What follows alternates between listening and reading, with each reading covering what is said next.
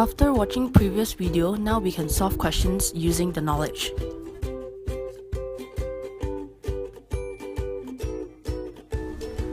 What is the factors that need to be managed in order to maximize a product's return over the life cycle?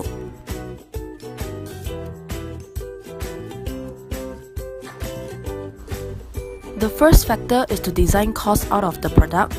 It was stated earlier that around 80% of the product's costs were often incurred at the design and development stages of its life.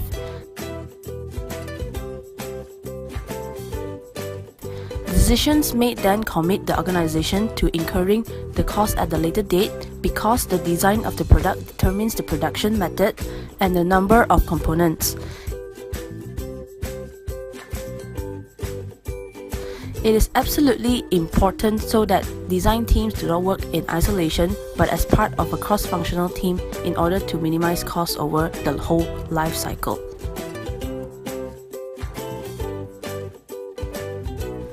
The value engineering helps here. For example, Russian liquid-fuel rocket motors are intentionally designed to allow leak-free welding. It reduces costs by eliminating grinding and finishing operations.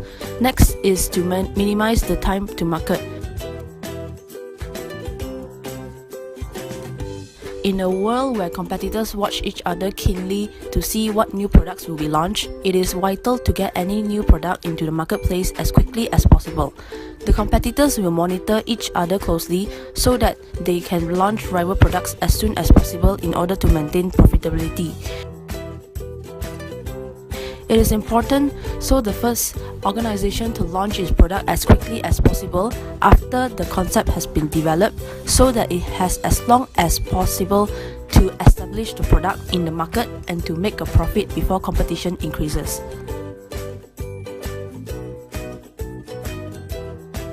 Often, it is not so much cost that reduce profits as time wasted. Lastly, is to maximize the length of the life cycle itself. Generally, the longer the life cycle, the greater the profit that will be generated, assuming that production ceases once the product goes into decline and becomes unprofitable. One way to maximize the life cycle is to get the product to market as quickly as possible because this should maximize the time in which the product generates a profit. Another way of extending a product's life cycle is to find other users or markets for the product. Other product users may not be obvious when the product is still in its planning stage and need to be planned and managed later on. On the other hand, it may be possible to plan for a staggered entry into different markets at the planning stage.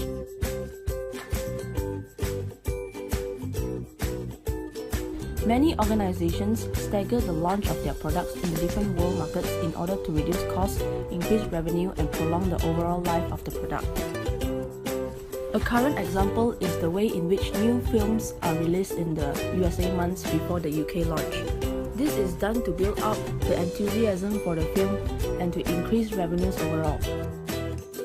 Other companies may not have the funds to launch worldwide at the same moment and may be forced to stagger it. Skimming the market is another way to prolong life and to maximize the revenue over a product's life.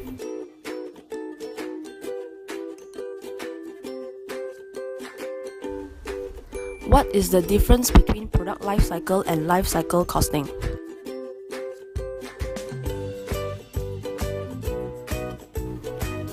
The product life cycle is the period which begins with the initial product specification and ends with the withdrawal from the market of both the product and its support. It is characterized by defined stages including research, development, introduction, growth, maturity, decline, and abandonment. Life cycle costing is the profiling of costs over the life of a product, including the pre-production stage. Unlike traditional management accounting systems, which are based on financial years, life cycle costing tracks and accumulates the costs and revenues attributable to the product over the full life cycle, which may last for many years. Life cycle costing can also be applied to services, customers, and projects.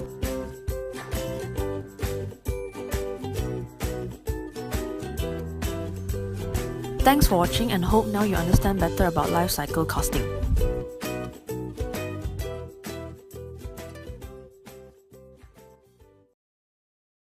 Free created using Powtoon.